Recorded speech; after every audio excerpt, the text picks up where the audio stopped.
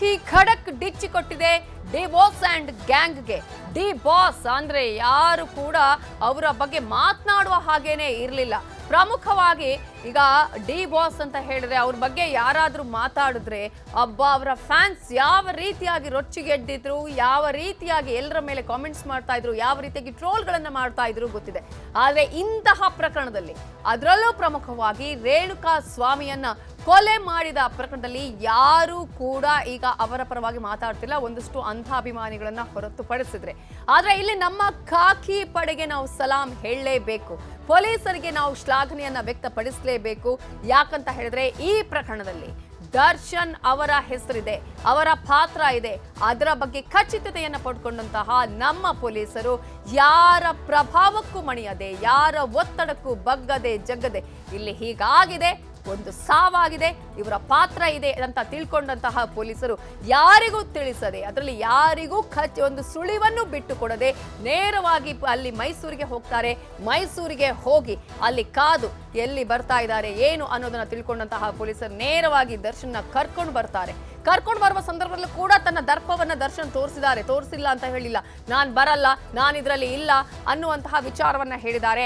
ಹಿಂಗಿದೆ, ಬರ್ಬೇಕು ಅಷ್ಟೇ. ಜೊತೆಗೆ ನಿಮ್ಗೆ ಗೊತ್ತಿರ್ಬೋದು, ಈಗಾಗಲೇ ಸಾಕಷ್ಟು ಕಡೆಗಳಲ್ಲಿ ಕೂಡ ಹೇಳ್ತಿದ್ದಾರೆ, ACP ಚಂದನ್ ಒಂದೇ ಮಾತು ಹೇಳಿದ್ದು, ಕಾಲಿಗೆ ಗುಂಡು ಹಾಕ್ಬೇಕಾ, ಬರ್ತೀಯಾ, ಬರ್ಬೇಕು, ನಿನ್ ಪಾತ್ರ ಇದೆ ಅನ್ನೋದನ್ನ ನೇರವಾಗಿ ತಮ್ಮ ಪೊಲೀಸ್ ಜೀಪ್ನಲ್ಲೇ, ನಾನ್ ಕಾರಲ್ಲಿ ಬರ್ತೀನಿ, ಯಾವುದಕ್ಕೂ ಕೂಡ ಬಗ್ಲಿಲ್ಲ ಜಗ್ಲಿಲ್ಲ, ತಮ್ಮ ಪೊಲೀಸ್ ಜೀಪಲ್ಲೇ ಕರ್ಕೊಂಡು ಬರ್ತಾರೆ ಪೊಲೀಸರು. ಪೊಲೀಸರ ಎಲ್ಲಾ ಕಾರ್ಯಕ್ಕೆ ಶ್ಲಾಘನೆಯನ್ನ ಹೇಳಬೇಕು. ಸಲಾಂ ಪೊಲೀಸ್. ಸಂಧ್ಯಾ ಅನ್ನು ಅವರು ಕರೆ ಮಾಡಿದ್ದಾರೆ ನಮ್ಮ ಜೊತೆ ಮಾತನಾಡೋದಕ್ಕೆ. ಸಂಧ್ಯಾ ಅವರು ಏನ್ ಹೇಳೋದಕ್ಕೆ ಬಯಸ್ತೀರಿ ಪೊಲೀಸರ ಈ ಕಾರ್ಯಕ್ಕೆ? ಹ್ಯಾಟ್ಸ್ ಆಫ್ ಹೇಳ್ತೀನಿ ಮ್ಯಾಮ್. ಫಸ್ಟ್ ಆಫ್ ಆಲ್ ಹೇಳ್ಬೇಕು ಅಂತಂದ್ರೆ, ಬಟ್ ದರ್ಶನ್ ಅಭಿಮಾನಿ ನಾನು, ಕಾನೂನು ಏನು ಕೊಡುತ್ತೋ ಶಿಕ್ಷೆ ಅದನ್ನ ಅನುಭವಿಸ್ಲೇಬೇಕು. ಬಟ್ ಈ ತರ ಮಾಡಬಾರ್ದಾಗಿತ್ತು. ಅವ್ರ ಕೆಟ್ಟ ಪರಿಸ್ಥಿತಿ ಅನ್ಸುತ್ತೆ, ಆತರ ಆಗ್ಬಿಟ್ಟಿದೆ, ಆಗೋಗ್ಬಿಟ್ಟಿದೆ. ಇವ್ರು ಇಷ್ಟು ದುಡ್ಕೋಕು ಮುಂಚೆ ಅವರೇ ಡೈರೆಕ್ಟ್ ಆಗಿ ಹೋಗ್ಬಿಟ್ಟು ಪೊಲೀಸರು ಕಂಪ್ಲೇಂಟ್ ಕೊಡ್ಬೋದಿತ್ತು ಅಂತ ಅನ್ನಿಸ್ತಿದೆ. ನೋಡಿ, ನಮ್ಗೆ ನಿಮ್ಗೆ ಅರ್ಥ ಆಗುತ್ತೆ, ಅವರಿಗೆ ಅರ್ಥ ಆಗಿರುತ್ತೆ ಅಲ್ವಾ, ಗೊತ್ತಿದ್ರು ಈ ರೀತಿಯಾಗಿ ಮಾಡಿದಾರೆ ಅಂತ. ಇದು ಏನು ಅಂತಂದ್ರೆ, ಅವ್ರು ಅಷ್ಟು ಕಷ್ಟಪಟ್ಟು ಮೇಲ್ ಬಂದಿದ್ದು ಎಲ್ಲ ಮಣ್ಪಾಲಾಗೋಯ್ತು ಅಂತ ಅನ್ಸುತ್ತೆ ಮ್ಯಾಮ್ ನನ್ಗೆ. ಈ ಕಡೆ ಅವರು ಒಂದು ಮಾತು ಕೇಳ್ಬಿಟ್ಟು ದುಡುಕ್ ಬಿಟ್ಟಿದ್ದಾರೆ, ಆ ಕಡೆ ಮನೆ ಕಡೆನೂ ಯೋಚನೆ ಮಾಡ್ಬೇಕಿತ್ತು. ಈಗ ಏನ್ ಕಾನೂನು ಶಿಕ್ಷೆ ಕೊಡುತ್ತೋ ಅದರಿಂದ ಏನಾಗುತ್ತೋ, ಈಗ ಅವ್ರ ಮನ್ಸು ದರ್ಶನ್ ಮನ್ಸಲ್ಲೂ ಇದೆ ಅಂತ ಅನ್ಕೋತೀನಿ ನಾನು. ಯಾಕಾದ್ರೂ ದುಡುಕ್ಬಿಟ್ನು ಅಂತ ಅನ್ನಿಸ್ಬಹುದು. ನಾನು ಅವ್ರ ಅಭಿಮಾನಿನೇ, ನಾನು ಡೈರೆಕ್ಟ್ ಆಗು ನೋಡಿದೀನಿ. ದುಡುಕ್ ಬಿಟ್ಟಿದ್ದಾರೆ ಮೇಡಮ್. ನಾನು ಏನು ಮಾಡೋದಕ್ಕೆ, ನನ್ನನ್ನು ಯಾರು ಏನು ಮಾಡೋದಕ್ಕೆ ಆಗೋದಿಲ್ಲ, ಅಥವಾ ನಾನ್ ಮಾಡಿದ್ದೆ ಸರಿ, ಕೋಪದ ಕೈಗೆ ಬುದ್ಧಿ ಕೊಟ್ರೆ ಏನಾಗುತ್ತೆ ಅನ್ನೋದಕ್ಕೆ ಇದೇ ಉದಾಹರಣೆ ಅಂತ ಅನ್ಸುತ್ತೆ. ಯಾವತ್ತಿದ್ರು ಕೂಡ ನನ್ನನ್ನು ಮುಟ್ಟೋದಕ್ಕೆ ಆಗಲ್ಲ ಅಂತ ಹೇಳಿದ್ರೆ ಏನ್ ಮಾಡಿದ್ರು ಒಪ್ಕೊಳ್ಳೋದಕ್ಕೆ ಸಾಧ್ಯ ಆಗೋದಿಲ್ಲ ಅಂತ ಹೇಳಿ.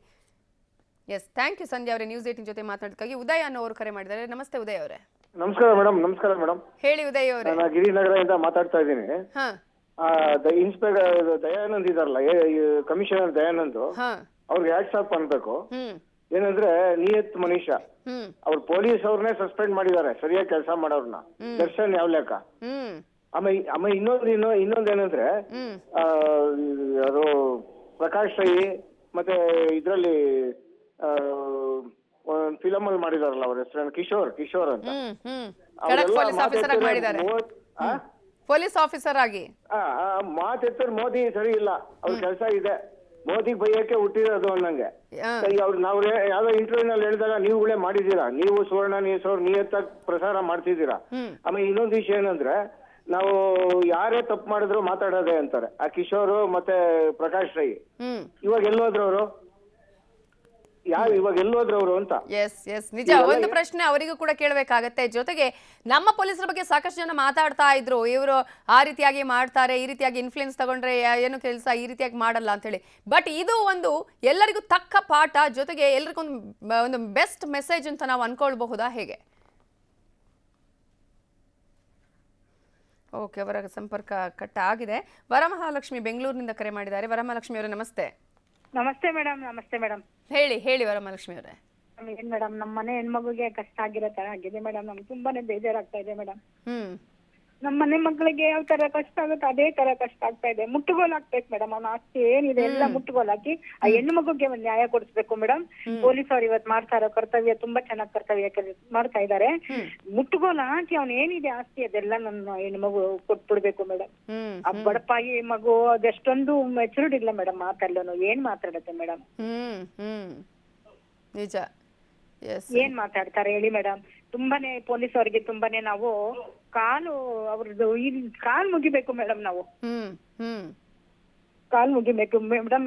ಇಷ್ಟು ನ್ಯಾಯ ನಮ್ಗೆ ದೊರಕಿಸ್ಬಿಟ್ರೆ ನಮ್ಗೆ ತುಂಬಾನೇ ಒಳ್ಳೇದಾಗತ್ತೆ ಮೇಡಮ್.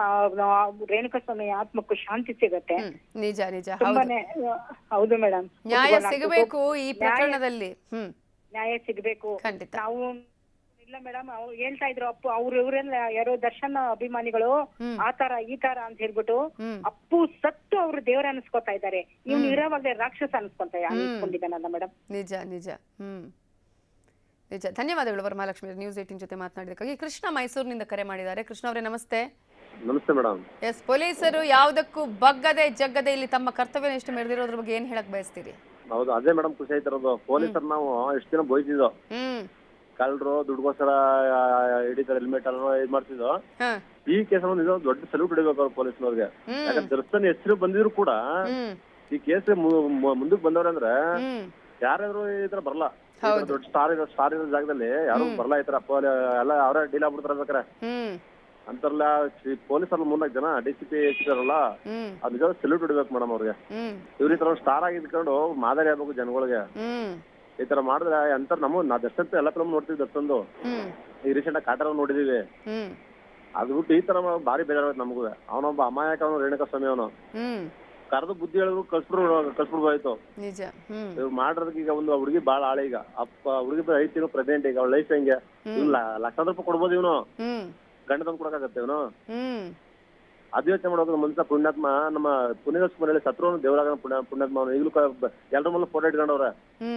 ಅದು ನೋಡ್ರ ಕಲಿಬೇಕು ಮೇಡಮ್ ಇಂಥವ್ರು. ಇವ್ರು ಒಂದು 6 ತಿಂಗಳು 1 ವರ್ಷ ಜೈಲ್ ಹಾಕಿದ್ರೆ ಬುದ್ಧಿ ಕಲಿಯೋರು. ನೆಕ್ಸ್ಟ್ ಫ್ರೀ ಬುಟ್ ಕಳಿಸಿದ್ರು ಹೊರಗಡೆ ರಾಜಕಾರಣಿ ಕುಂಭಕ್ಕಿಂತ ಬುಟ್ ಕಳಿಸಿದ್ರೆ ಇವ್ರನ್ನ ನೆಕ್ಸ್ಟ್ ಕೇರಿಯರ್ ಹಾಕಿಲ್ಲ ಅವನಿಗೆ. ಮೊದ್ಲು ಎಷ್ಟು ಅನ್ನೋದ್ರಲ್ಲಿ ಅನ್ಬೋಸ್ತಾನೆ. ಕೇಸನ್ನ ಎಡ್ತಿಗೆ ಗಾಯ ಮಾಡಿ ಹೊಡೆದಾಗೆಲ್ಲ ಅನ್ಬೋಸ್ತಾನೆ.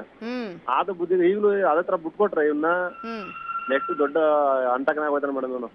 ನಿಜ ನಿಜ. ಓಕೆ, ಥ್ಯಾಂಕ್ ಯು ಕೃಷ್ಣ ಅವರೇ ನ್ಯೂಸ್ 18 ಜೊತೆ ಮಾತನಾಡಿದಕ್ಕಾಗಿ. ಕಲಬುರಗಿಯಿಂದ ಮಹಾಂತಮ್ಮ ಅನ್ನೋರು ಕರೆ ಮಾಡಿದ್ದಾರೆ. ನಮಸ್ತೆ. ನಮಸ್ತೆ ಮೇಡಮ್. ಏನ್ ಹೇಳಕ್ ಬಯಸ್ತೀರಿ ನಮ್ಮ ಪೊಲೀಸರ ಬಗ್ಗೆ? ಮೇಡಮ್, ಸಲಾಂ ಪೊಲೀಸ್ ಅಂತ ಇದು ಕೊಟ್ಟಿದ್ರಲ್ಲ, ಪೊಲೀಸರಿಗೆ ಸಲಾಮೇ ಕರೆಕ್ಟ್ ಮೇಡಮ್. ಆದ್ರೆ ಇಲ್ಲಿ ಒಂದು ಆಗಿತ್ತಲ್ಲ ಮೇಡಮ್, ಬಾಗಲಕೋಟೆಯಲ್ಲಿ. ಹೇಳಿ, ನೀವು ಟಿವಿ ವಾಲ್ಯೂಮ್ ಅನ್ನ ಮ್ಯೂಟ್ ಮಾಡಿ ಮಾತಾಡಿ. ಬಾಗಲಕೋಟೆಯಲ್ಲಿ ಮೊನ್ನೆ ಆಯ್ತಲ್ಲ ಮೇಡಮ್, ಅವ್ರ ತಂದೆ ಏನೋ ಇದ್ರಲ್ರಿ, ನಮ್ಗ ಅಷ್ಟೊಂದು ಗೊತ್ತಿಲ್ಲ, ನಾವು ಗೃಹಿಣಿ ಮೇಡಮ್, ನ್ಯೂಸ್ ಒಳಗೆ ನೋಡುದು. ಅವ್ರಿಗೆ ಯಾವ ನ್ಯಾಯ ಸಿಗ್ಲಿಲ್ಲ ಮೇಡಮ್. ಅದು ಕೂಡ CC ಕ್ಯಾಮ್ರಾದಲ್ಲೇ ಶೂಟ್ ಆಗಿತ್ತು ಮೇಡಮ್. ಅದಕ್ಕೆ ಯಾವ್ದು ಇದು ಸಿಗ್ಲಿಲ್ಲ ಮೇಡಮ್. ಇವ್ರದ್ದು CC ಕ್ಯಾಮ್ರಾದಾಗೆ ಸಿಕ್ಕದ ಮೇಡಮ್, ಅದಕ್ಕೆಲ್ಲ. ಆದ್ರೆ ಇದನ್ನು ನ್ಯಾಯ ಸಿಗ್ಬೇಕಾಗಿತ್ತು ಮೇಡಮ್. ಪೊಲೀಸರು ಅಲ್ಲಿನ ಪೊಲೀಸರು ಕೂಡ ಸರಿಯಾದ ತನಿಖೆ ಆಗಿ ಈ ತಪ್ಪಿತಸ್ಥರು ಯಾರಿದ್ದಾರೆ ಶಿಕ್ಷೆ ಕೊಡಿಸುವಂತಹ, ನ್ಯಾಯ ಸಿಗುವಂತಹ ಕೆಲಸ ಕೂಡ ಆಗ್ಬೇಕು ಅಂತ ಹೇಳ್ತಾ ಇದ್ದೀರಿ ಅಲ್ವಾ? ಖಂಡಿತ ಆ ನಿಟ್ಟಿನಲ್ಲಿ ಪೊಲೀಸರು ಕೆಲಸ ಮಾಡ್ತಾರೆ ಅನ್ನುವಂತಹ ಆಶಾಭಾವನೆ ನಮಗೂ ಕೂಡ ಇದೆ. ಆಗ್ಲಿ ಅನ್ನುವಂಥದ್ದು, ಇದು ಅವ್ರಿಗೆ ಪೊಲೀಸರಿಗೆ ಗೊತ್ತಾಗ್ಲಿ ಅಂತ ನಾವು ಕೂಡ ತಿಳ್ಕೊಳ್ತಿದ್ದೀವಿ. ಥ್ಯಾಂಕ್ ಯು ಮಹಾಂತಮ್ಮ ಅವರೇ ನ್ಯೂಸ್ 18 ಜೊತೆ ಮಾತನಾಡಿದಕ್ಕಾಗಿ. ಬೆಂಗಳೂರಿನಿಂದ ಗೀತಾ ಅನ್ನೋರು ಕರೆ ಮಾಡಿದ್ದಾರೆ. ಗೀತಾ ಅವರೇ ನಮಸ್ತೆ. ಮೇಡಮ್ ನಮಸ್ತೆ. ಹೇಳಿ ಮೇಡಮ್, ನೋಡ್ತಾನೆ ಇದೀನಿ ಇದನ್ನ 5 days ಇಂದಾನು. ಹೌದು, ಅವರು ತಪ್ಪು ಮಾಡಿದಾರೆ ನಿಜ. ಯಾಕಂದ್ರೆ ಅವ್ರು ತುಂಬಾ ಕಷ್ಟ ಪಟ್ಕೊಂಡ್ ಮೇಲ್ ಬಂದಿದ್ದಾರೆ. ಇದ್ರಲ್ಲಿ ಯಾವ್ದೇ ತರಹದ ರಾಜಕೀಯ ತಿರುವು ತಗೊಳ್ದೇ ಇರೋದು ಒಳ್ಳೇದು ಮ್ಯಾಮ್. ಅವ್ರನ್ನ ಕಂಡ್ರೆ ಎಷ್ಟೊಂದ್ ಜನಕ್ಕೆ ಆಗಲ್ಲ ನಿಜ. ಯಾಕಂದ್ರೆ ಅವರು ಓಪನ್ ಆಗಿ ಮಾತಾಡ್ತಾರೆ. ಇವಾಗ ನಮ್ಮನೆ ಹೆಣ್ಮಕ್ಳಿಗೆನೆ ಯಾರೋ ಒಬ್ಬ ನಮ್ಗೆ ಮೆಸೇಜ್ ಮಾಡ್ತಾನೆ, ವಲ್ಗರಾಗಿ ಕಳಿಸ್ತಾನೆ ಅಂತಂದ್ರೆ ನಮ್ಮನೆ ಗಂಡಸರು ಸಹ ಯಾರು ಸಹಿಸಲ್ಲ. ಏನ್ ಮಾಡ್ತೀರಿ ನೀವು? ಡೈರೆಕ್ಟ್ ಸ್ಟೇಷನ್ ಹೋಗ್ತೀವಿ, ಕಂಪ್ಲೇಂಟ್ ಕೊಡ್ತೀವಿ.